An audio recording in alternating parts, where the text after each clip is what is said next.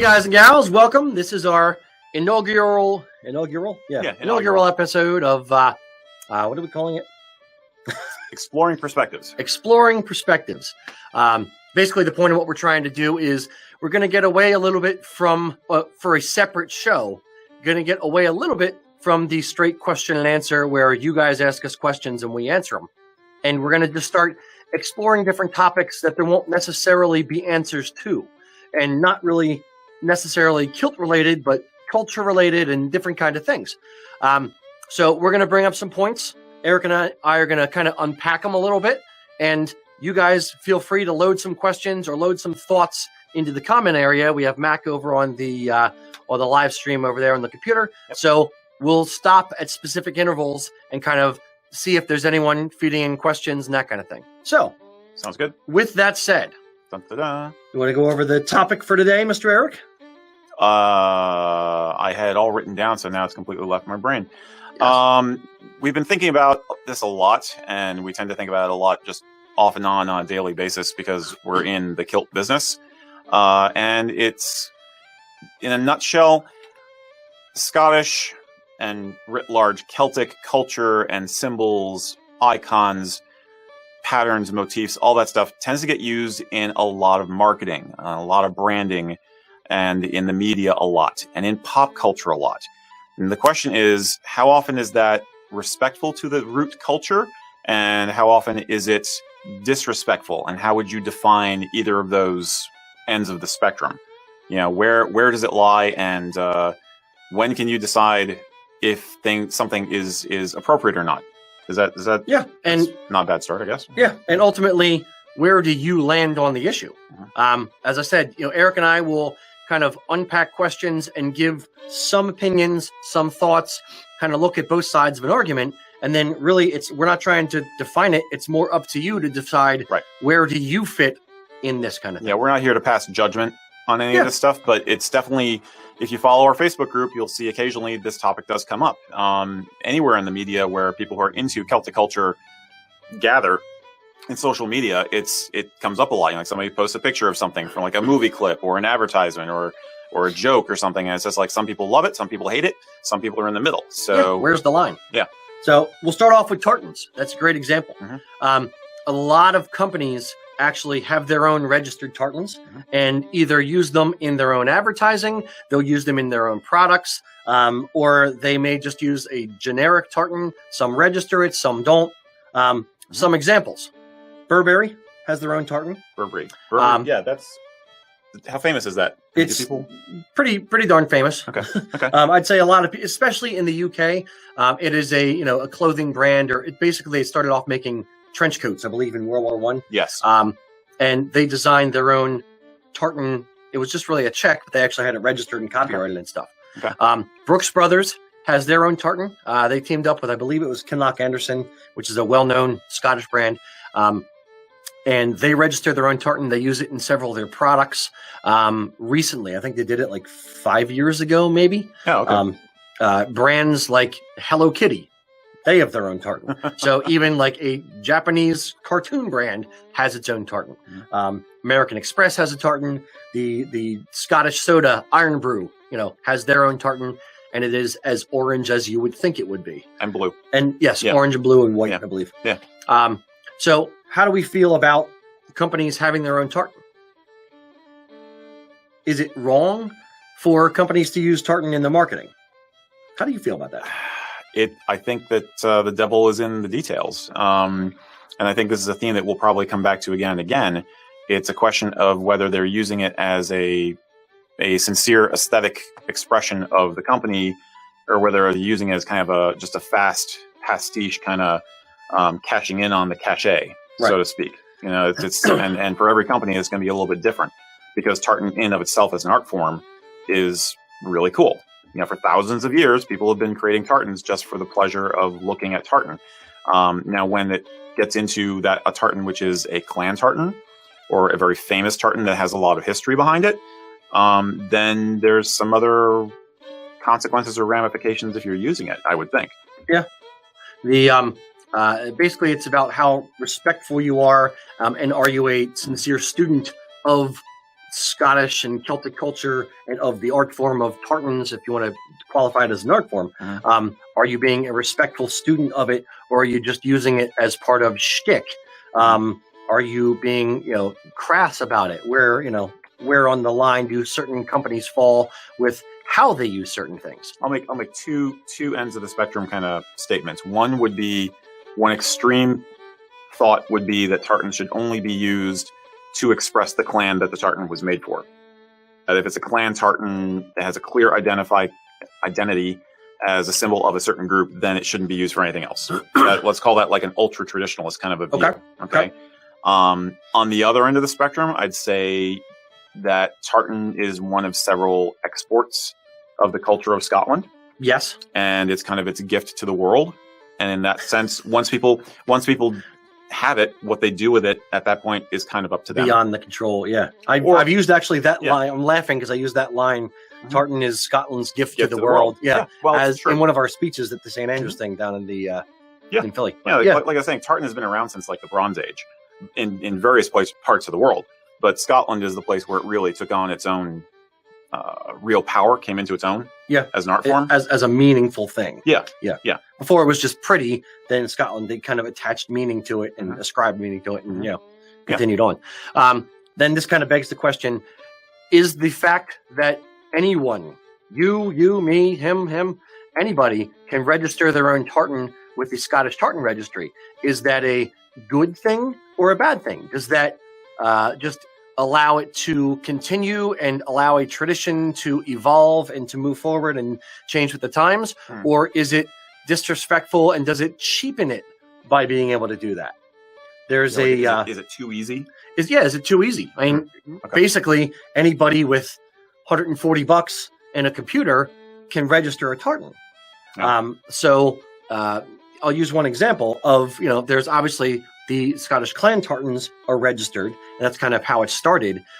In, I want to say 2007 or 2008, somewhere around there, the Scottish Tartan Society and the Scottish Tartan World Registry kind of both went to the Scottish government and helped them form the Scottish Register of Tartans, which is an official governing body now in Scotland. It's actually part of the register or part of the government, and they just record tartans. That's their job, is just to record them, not to pass judgment, not to say this is good or bad, but to just record.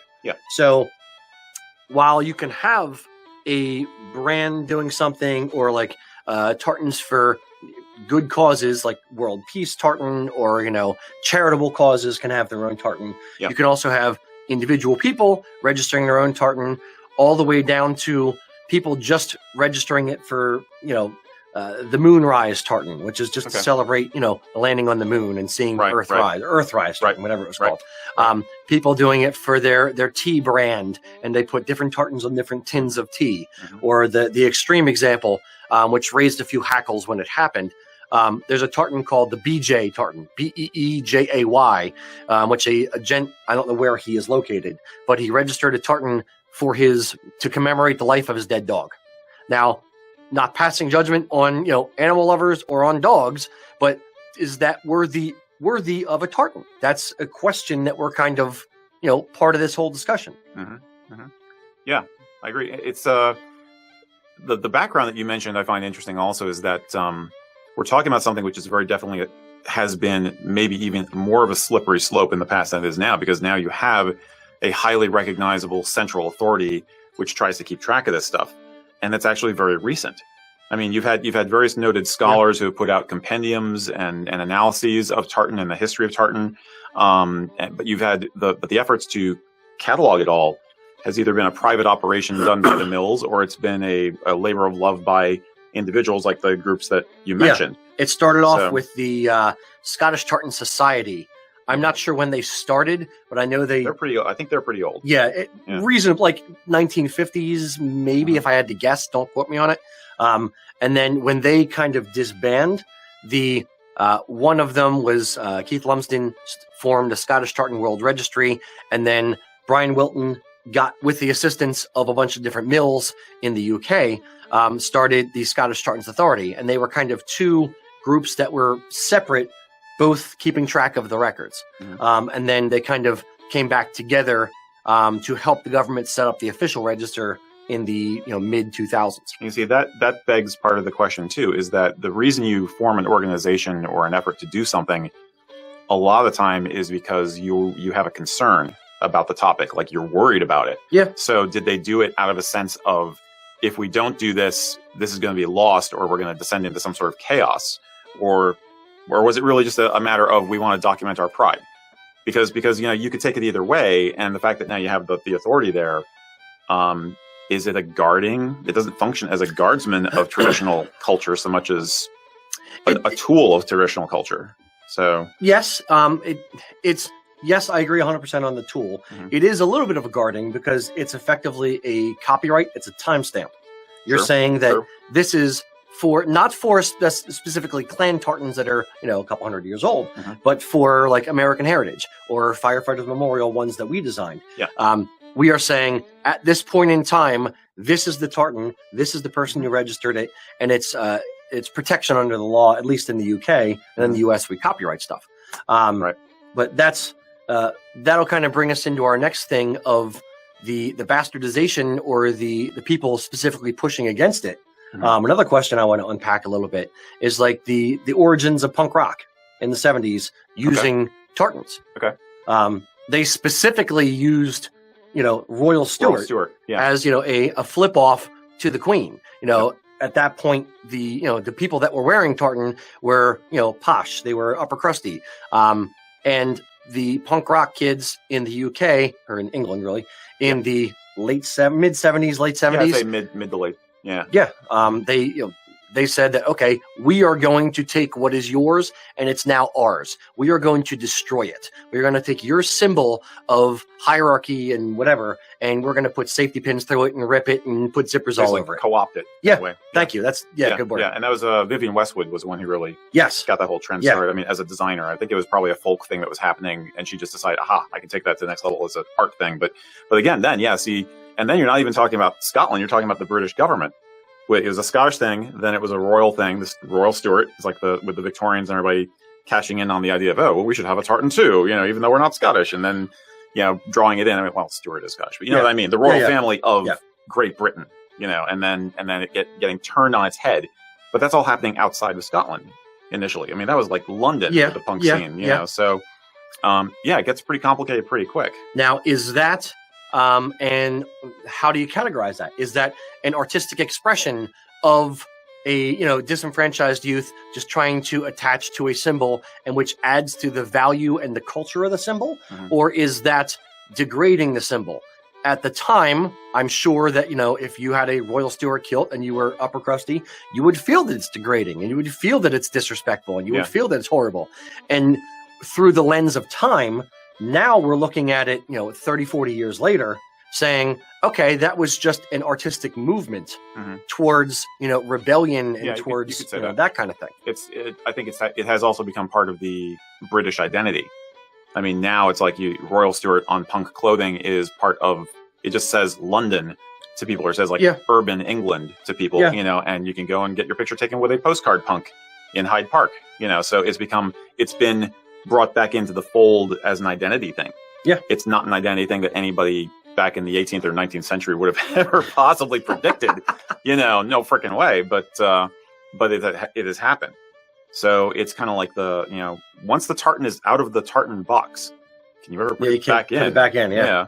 So do we have any questions yet? I'm curious.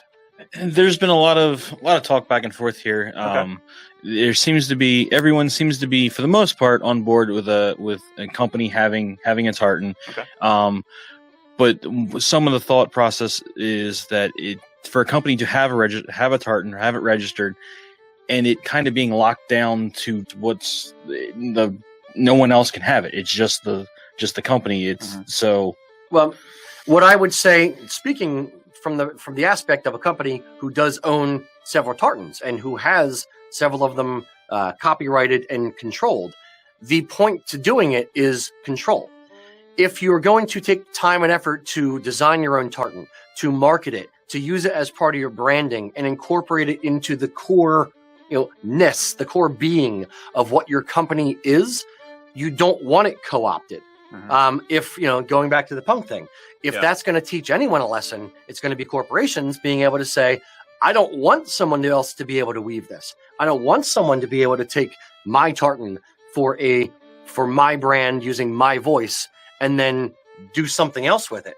So I get why they would want to control it. I also understand their perspective of saying, well, what's the point? Then, it's not widespread, but the other side of the coin would be, does it need to be widespread? Would you prefer as the designer, and reverse the roles? If you were the designer, would you want would you want someone using your tartan in a way that you wouldn't see fit? I don't want to get into a political, angle, but would you want the Democrat Republican to be used, or tartan to be used by Republicans, or like that kind of extreme differences? You really have to be careful how your creation is used, because that can ultimately change the meaning of what it is as a symbol to people. Would that be a fair? I think that's valid. That's kind of a internal question that anybody who's an artist or the creator or the controller is going to have to answer. Yeah. I think, like, if I were the creator of one of the breast cancer awareness tartans or something like that, I would be happy to see that all over the place, because I was hoping they would basically virally spread my message. Now, if I am using it as a tartan for my my very specific, very tight knit social club or something like that, we are all members of this club, and we are from the Albuquerque area, and this is the Albuquerque, Mastodon Brotherhood tartan. You might get annoyed if somebody is using it who is not a brother Mastodon. Yeah. And just to go back to the breast cancer one, what would happen, or how would you feel if you designed a tartan for a charity, for a breast cancer charity, and then somebody else said, I really like that tartan. I'm not going to pay you to use it. I'm not going to give any money to the charity, but I'm going to make money off of it and sell things in it to somebody else. Mac. Yeah, I was on those lines. I was thinking of kind of like going back to the 40s with the McDuck tartan, which Disney owns, and that was used. Used to buy for war bonds. So McDuck, right? Yeah. Okay. So they're using that in their marketing of some sort to use to help buy war bonds. So it's similar to what you're saying there with the with like a breast cancer one. Cool. All right. Now we're going to start exploring a little bit with specifically American businesses who use tartan in their marketing, and kind of what goes into that. A couple different examples. One, I know there is a kilted realtor, a gent who actually, as part of his daily wear, wears a kilt as a realtor. I think it's brilliant. Frankly, sorry, I'm not. This is a little bit of opinion, so we're allowed. You're talking about the business side of it. Yeah. I've actually told a couple of friends of ours, or customers of ours, who are car salesmen. I have said, look, if you wear a kilt while you are selling cars, you are going to do one of two things. 95% of the time, or 5%, you may annoy somebody who goes, oh, geez, a guy in a skirt, I'm not going to talk to him. But 95% of the time, people are going to be disarmed and want to come up and talk to you. They're not going to be pensive and like, a salesman. They're going to see something and want to talk to you. And as a salesman, just opening up dialogue is the beginning of any sale, and making the customer feel at ease. So if you, as a salesman or as a representative of a company, have a kilt on, in my mind, in my humble opinion, or not so humble as it were, it is a great marketing standpoint to just kind of keep people at ease with you and make them want to kind of talk to you and come up and just kind of, have a chat. And that's half the battle of, discussing business with them. Would you make that recommendation to someone who has no Celtic affiliation at all? Because I could see how it could work or not work. If they are, back to our other point, I'd say yes, if they are an honest student of this. Okay. If they're just using it for shtick, let's say the window cleaning company that wears the men in kilts cleaning windows, they have the no peeking shirts. They're not all Scottish. They're not all typical Scottish looking, shall we say, and they have it on. Now, again, it's great for marketing. People will remember it based on that. Yep. Is it honorable? Does it prove that you are a true student of the culture to just slap on a kilt? To be a little bit opinionated about it for a moment, because I want to try and stay as neutral as possible so people can discuss it themselves. But I would say that if you are wearing a kilt because it is a personal expression, whether you're Celtic or not, from a tartan standpoint, maybe preferable that you're actually Celtic, but you're wearing the kilt as a personal expression, then it works as an icebreaker, is what I would say. Yeah. Going back to the realtor, because it's all about a interpersonal relationship. Yes. Whereas your other example with the kilted window cleaners guys, they're not having a personal interaction really with a customer. They're basically the team who comes out and actually does the work, and they'll say hi to the homeowner or the business owner. Yeah. But the kilts are there in that case, I think, purely for the titillation factor. They're just cashing in on the joke. Yeah, that's why it's the no peeking on the shirt. No peeking, right. Yeah. And that's where I've probably expressed this to you before, but I think that when we talk about all this stuff, there's kind of a number of factors at work. And it's basically there's the history factor, the culture factor, the nostalgia factor, and the pride factor. But then there's also the sex appeal of the kilt itself, or of okay. Well, we got the bald thing going, so we got a double whammy going. But bald and kilted, and I lost my train of thought. No, it's humor.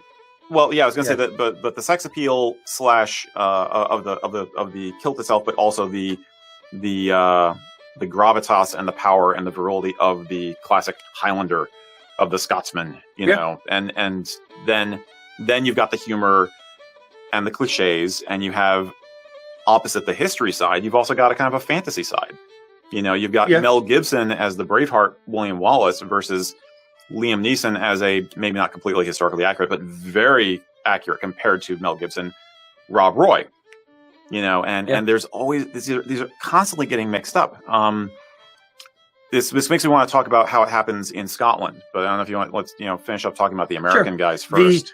The one other, two other ones I'll bring up real quick. One relates to tartan as well. I just thought of this. The Tilted Kilt is actually a company that's like the Scottish Hooters, if you will. Yeah. Where it's just sexy women in short mini kilts. Yeah. They actually designed, and I'm using that finger quotes, and I'm shocked that it got passed, their own tartan. They wear a Royal Stuart. I always thought it was just Royal Stuart. No, they flipped the yellow and the white stripe, and then they copyrighted it.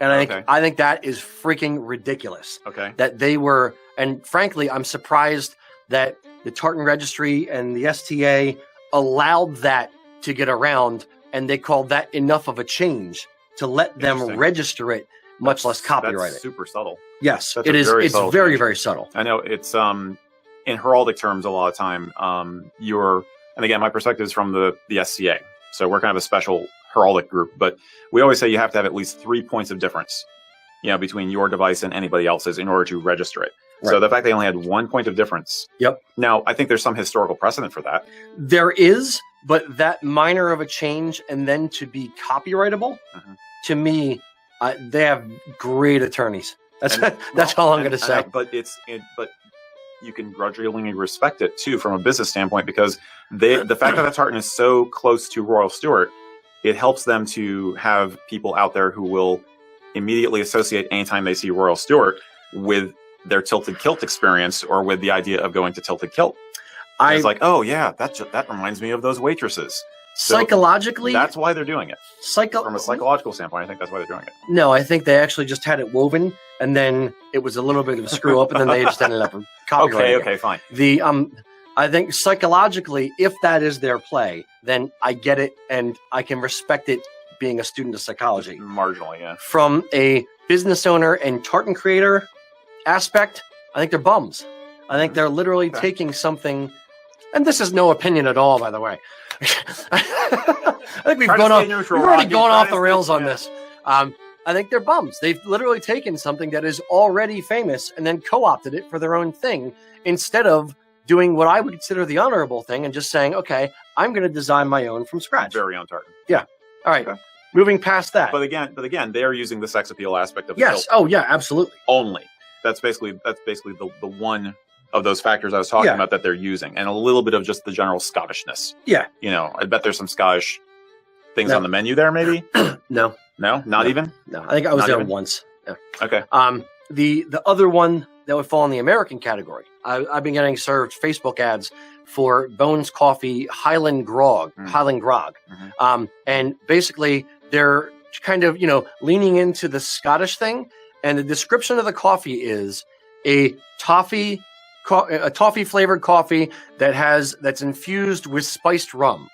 Now, while that doesn't necessarily sound displeasing, Sounds good. what the hell does that have to do with Scotland? Like nothing. It literally, they have a little. Watch your language. Me. Sorry, Mom.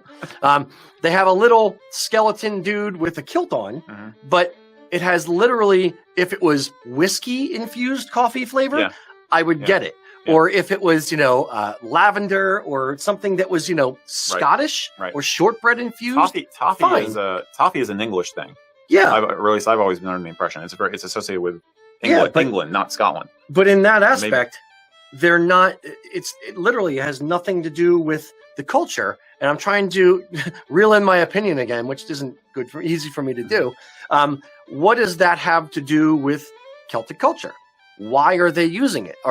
Is that an honorable use of Scottishness? Is that just a marketing thing? Is that okay? Or does it feel slimy? It seems like it's just a pastiche on the surface. It seems like they're just using it because they know it'll get attention and they could draw a cool logo. Now, we're talking about it. For all we know, the owner of the company desperately wanted to get something Scottish onto his labels because he's proud of his heritage, but he didn't. He's like, well, we got a new flavor, boss. You want to put something Scottish on that? Sure. As long as it's Scottish, it's cool with me. Yeah, it could be a personal expression that we're not aware of, maybe.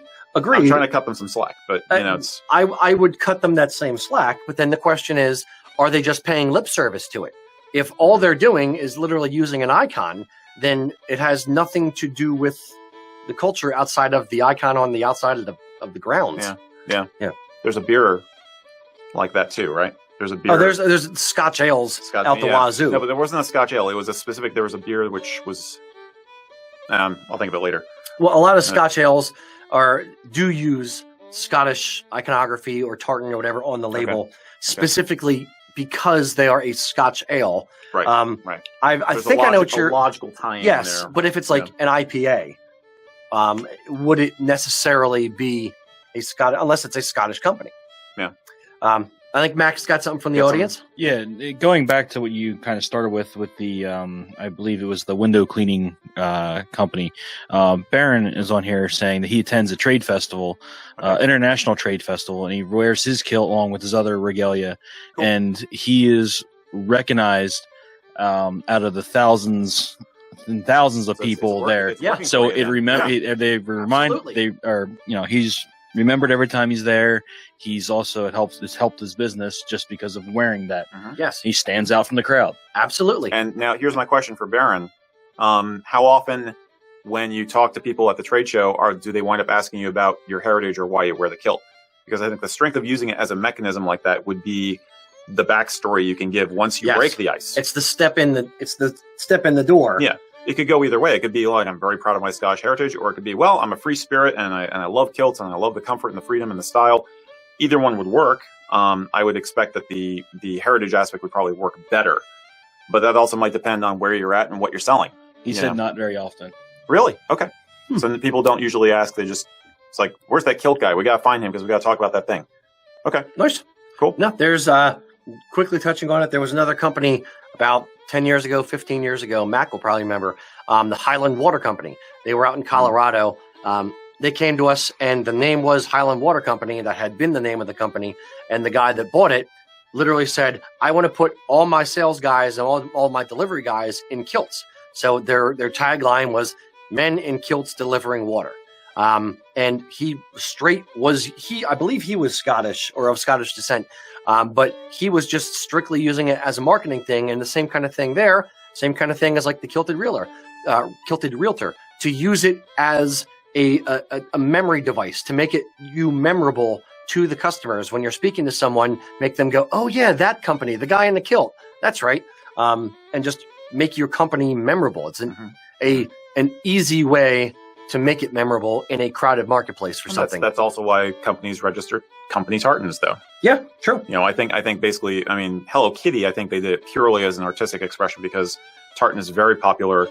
Tartan has actually been popular in Japan since the 16th century. Yeah. They had their own. They had some really crazy looking tartans, actually. They didn't call them tartans, but so they're kind of they wanted to do something that fit their aesthetic, but they also wanted it to be official so that they could copyright it. And so you just have that stamp of officialdom. Yeah. You had sometimes it backfires though. Like you had a story about LL Bean, right? Yeah. LL Bean is actually, huge brand in the U.S.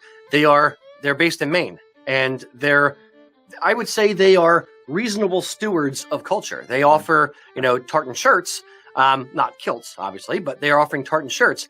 And the one thing that I'll give them is they'll use real tartans in their shirts. And they will, a tartan is basically just a pattern, and the name that you give it in Scotland is the clan name. Usually, So instead of doing the typical big box retailer thing and just saying, they'll have a Gordon modern pattern and say, blue and black with yellow stripe, check.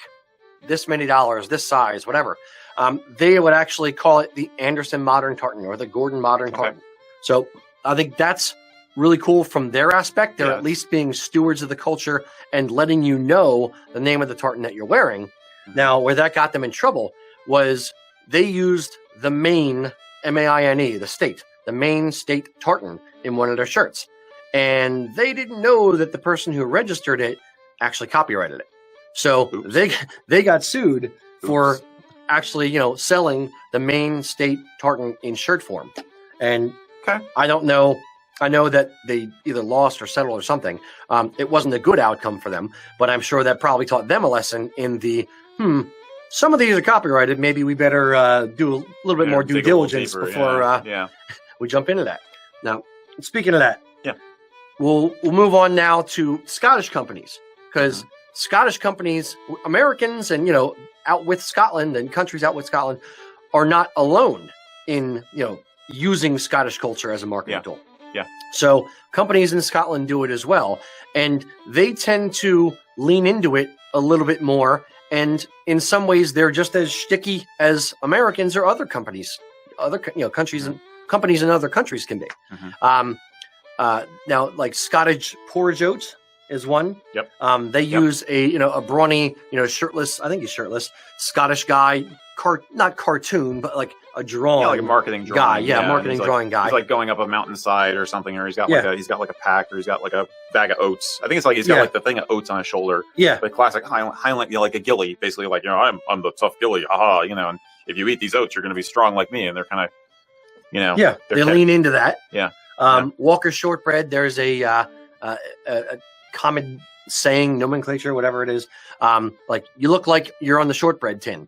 You look like the guy on the shortbread. I've never heard that. That means you're dressing traditionally, almost to the point of caricature kind of tradition. Almost. Yeah. Okay. But funny. they're, again, that's something, a Scottish company that leans into it heavily. Exactly. Then there's the shticky other end of it. The kilted yoga guys, the kilted coaches, which are two different, people. They're, hey, I have an idea. Let's do handstands in our kilts so we can show off our bums. Like, it's shtick, but we know about them because of it. You probably know about them because of it. Yeah, it's social media there, but so, I think, but again, that's purely the sex appeal. Yeah, I think that the Scots will. They are sexy. Yeah, they'll go either direction with it. They'll tap into all of those different factors we were talking about. Walkers, they're one of their most popular motifs in the last several years is that they actually have this famous painting of Bonnie Prince Charlie kissing the hand of Flora MacDonald. It's supposed to be on the when he's parting from her after she saved his life and rescued him, and that's on all their marketing now. And they took it so far that they actually bought the original painting. They own the painting. That's awesome. So, yeah. So they really are bringing that hugely romanticized image because trust me, if you haven't seen the painting, go look at Walker's tin artwork and you'll see it. They never look like that. when it happened. If he actually did kiss her hand, they weren't dressed like that. I guarantee you. But it's this romantic vision of Highland history and Highland culture and Highland lore, and they're in it, up to their necks. And they own the painting. I don't know if they've tried to copyright or control usage of the painting. I hope not. But they realize that there's a cachet to Scottishness and to Scottish lore. Yeah. So, I'd say that's a classier example in some ways. Now there are some unclassy examples too. Yes. Give me some unclassy examples. Well, my favorite has to be not so much a big company, but a small company, as in an individual, is the Mel Gibson style William Wallace impersonators on the Royal Mile, and they're cashing in on Scottishness, but they're not even cashing in on actual historical Scottishness or accurate. They're cashing in on the fantasy, which is one of those factors, is the fantasy of the Highlands and of Scotland, and doesn't matter if Mel Gibson's portrayal was historically accurate or not. The point is, it's the one that everybody recognizes. It's the one that the tourists want to see and have their picture taken with. So that's where they're going to be able to make a livelihood. Now, I'd extend that to the entire Royal Mile. The tartan tat shops on the Royal Mile. Sure. Where is the line with responsibility for a business or an actor or a performer, if you will, of where's the line of what they should be responsible for? Are they responsible for educating tourists in Scotland? If you walk into any shop up and down the Royal Mile, you will see kilts for 20 quid or $30. Mm-hmm. Those aren't they're real kilts in that they're pleated, but they're not like traditional kilts. That's a low bar, right? But they're not traditional kilts, right? Or you'll see jimmy hats, and you'll see all kinds of things that are strictly tourist trap junk, not Scottish made, just to sell to tourists and to take advantage of people who really don't know and don't understand and haven't done any research.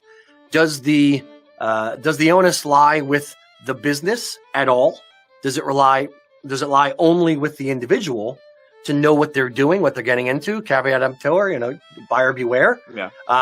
Or does the business have some part to play in cheapening their own culture?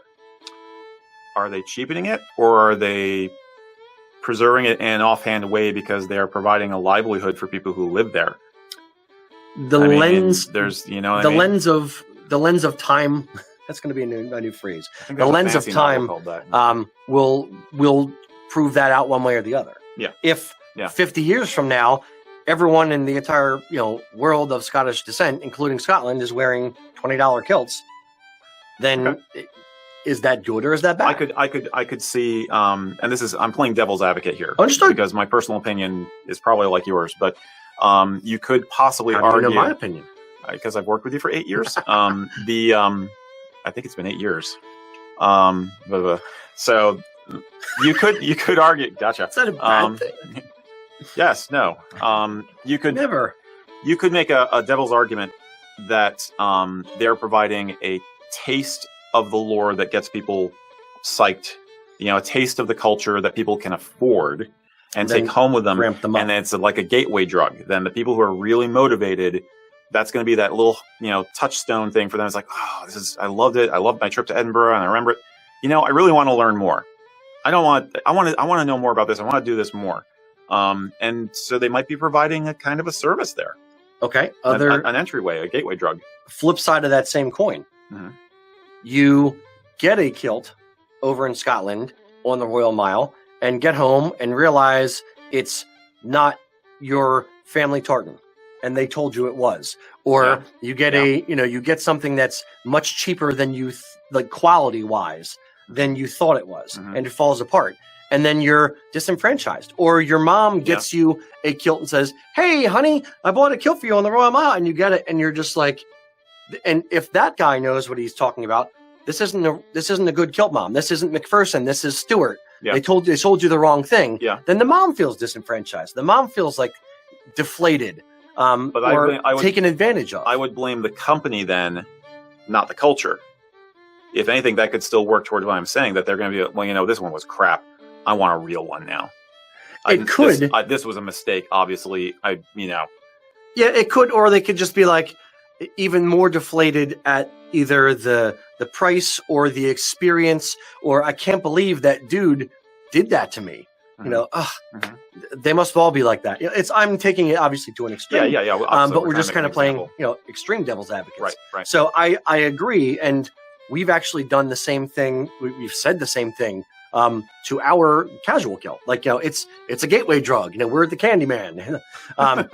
So it does get people into it. That's how I started. I didn't want to buy a $500 kilt. Right. I bought it $80. I think, and my personal opinion is that your finances should not have to be a barrier to you getting into your root culture and exploring your heritage.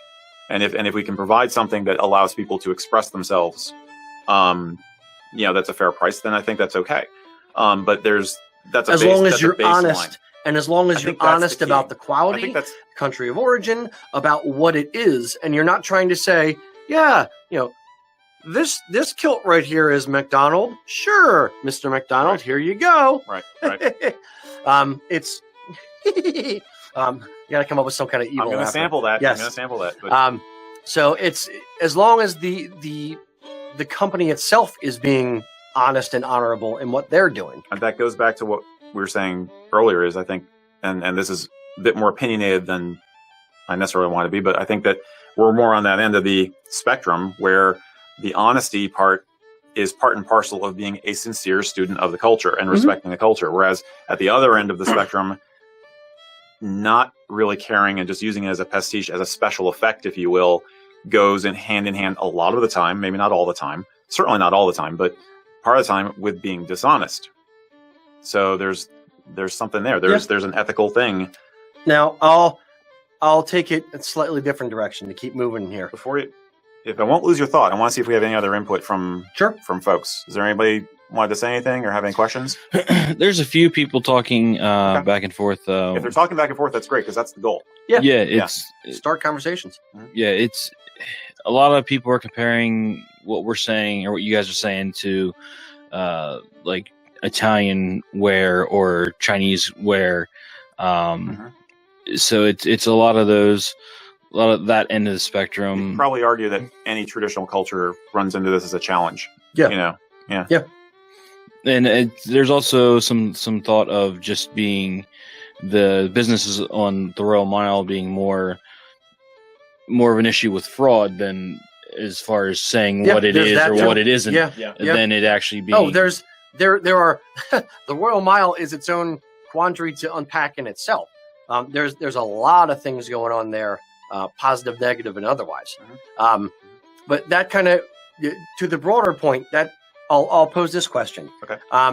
Companies that are outside of Scotland that are making our living off of Scottish culture. Yeah. Are we hypocrites? Are we? I hope not. And I think with that kind of, we are not Scottish. We weren't born in Scotland. My grandparents weren't born in Scotland. Right. We are Americans. When I started in this, I just really, really dug all of it. And I was a sincere student of kilts and the entire thing.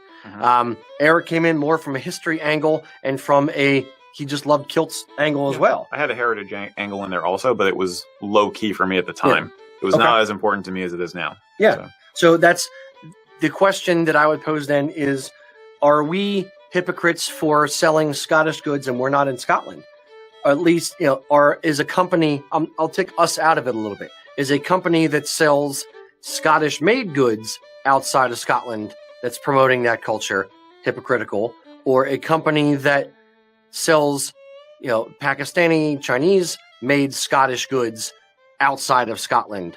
Where do they fall in the spectrum? So it's an entire spectrum of how honest and forthright and transparent and all these things you are with it. I think it depends on what your goal is also. I mean, you could basically say a little bit like how Utility Kilt said originally was that we recognize the technological advantages of a kilt. Yeah, it's Scottish, but that's not our goal. Our goal is to provide a man skirt that people will enjoy wearing and get functional use out of. and that's how they basically shut down the argument of, well, you shouldn't do this because it's not Scotch, it's not a proper kilt. At the same time, the ultra traditionalist angle would be to say, no, you guys are just kind of, you're making money off of our culture. What right do you have to do that? I obviously don't feel that way. Otherwise I wouldn't be working here. Yeah. But no, fair. It's those are the two sides of it. I would say, who else has that problem is Irish pubs. Yeah. You know what I mean? Yeah. A lot of Irish pubs start off as either, a college bar with Irish decorations, or on one end of the spectrum, or an earnest Irish pub.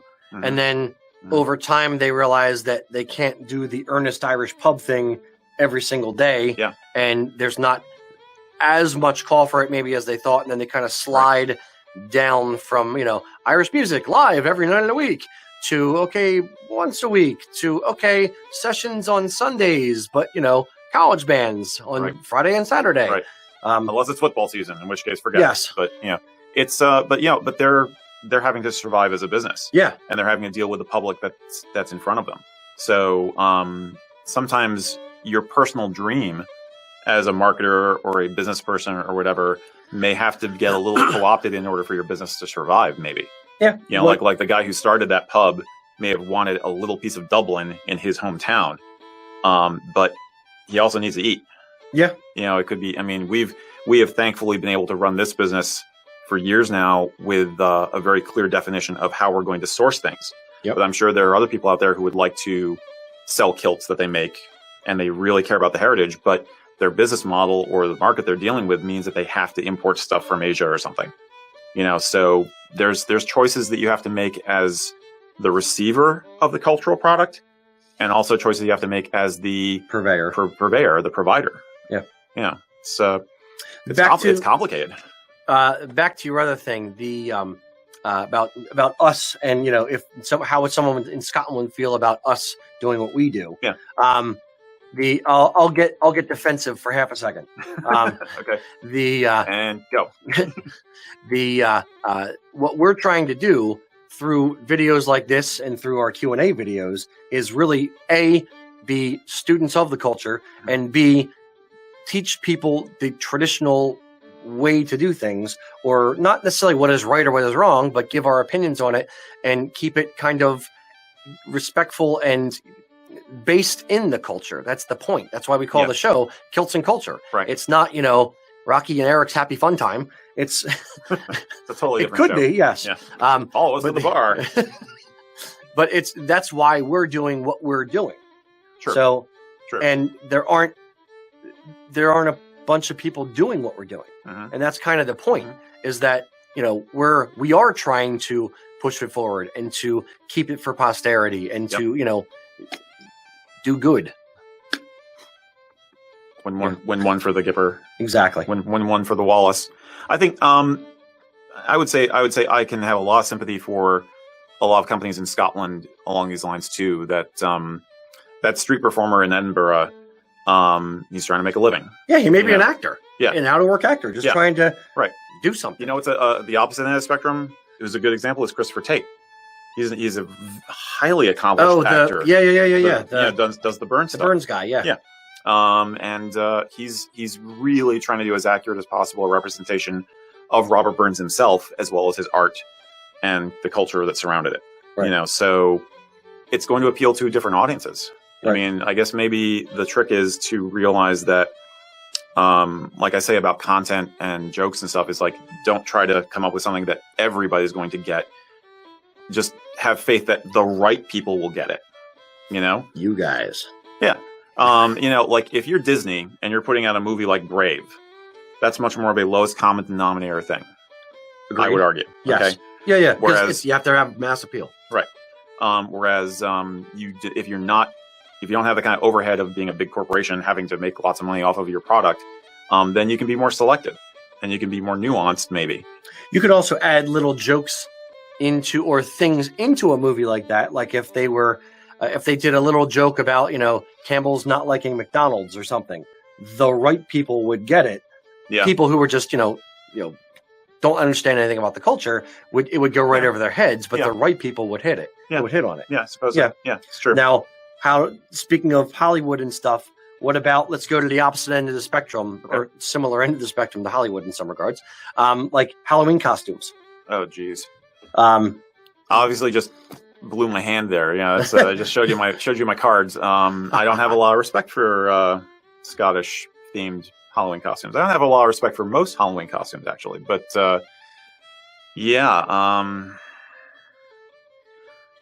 I would generally consider that to be on the tacky, slimy, appropriative end of the spectrum. caricature. The caricatures, yes. And of course, there's the sex appeal aspect too. It's like, oh, sexy Highland lass, Yeah.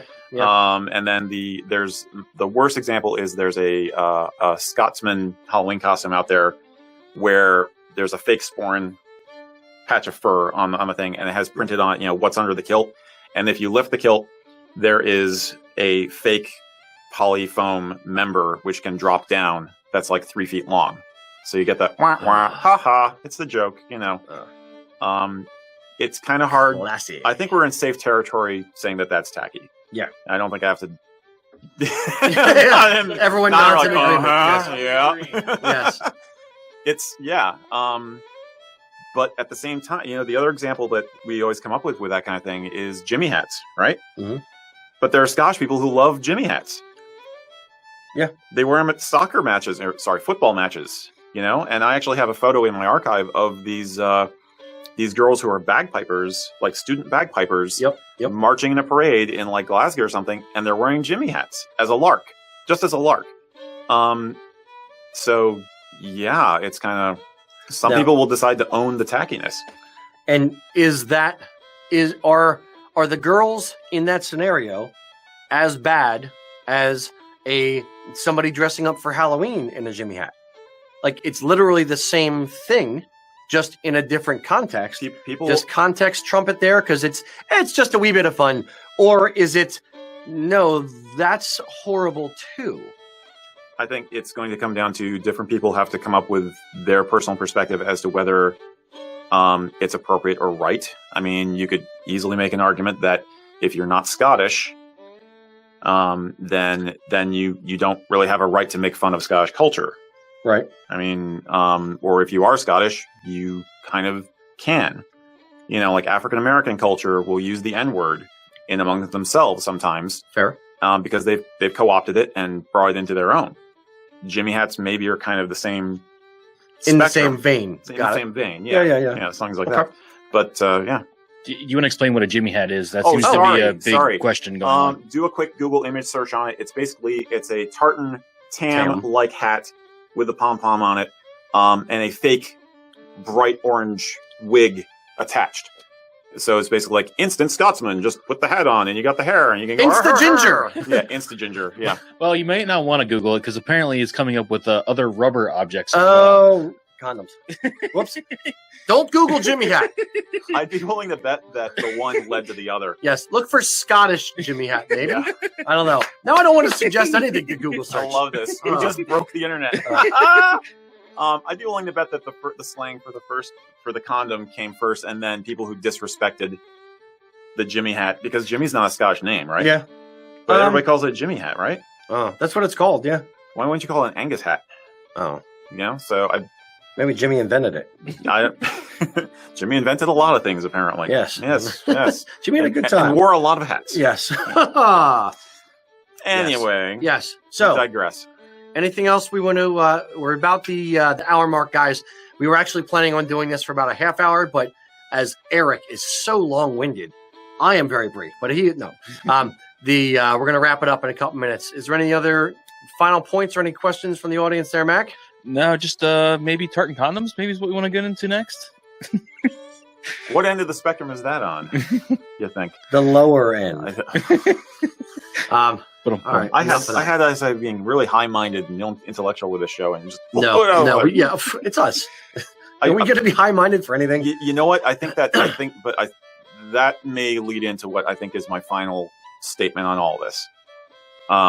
Is that if you are secure in your cultural identity, if you're secure in your heritage and who and what you are in the social context like that, then a little good-natured ribbing maybe doesn't bother you. Whereas if you're insecure or if you feel that you're under threat, it does bother you. So like the girls in the pipe band in Glasgow or wherever that photo's from with the Jimmy hats, it's a quick lark because they are up to their eyeballs in their heritage and they feel totally secure about it. Okay. Whereas if somebody who is, part of the old guard, like maybe has noble ancestry, say, in Scotland, like they're a direct descendant of a lord, and they feel like the culture is under threat, they may see all of it as a cheapening and a pastiche and a danger to the sanctity of preservation of Highland culture. I would agree to a large portion, and disagree with the insecurity bit. I don't think that's fully encompasses what it is. Okay. To your other point earlier, it's kind of like the hey, no one makes fun of my brother but me kind of mentality, where if I am that and it's my brother, I can make fun of him, but you can't. You're not in my family. You're not one of us. Yeah. So if maybe from out with Scotland, it would be a little out with meaning outside of Scotland. Okay. It would be a little bit more. You'd be a little bit more defensive of your own culture. That doesn't account for the people in Scotland who, are willy-nilly about it and do throw on the Jimmy hat. But ultimately, when we're talking about stereotypes and stuff like that, there's always a grain of truth to any stereotype.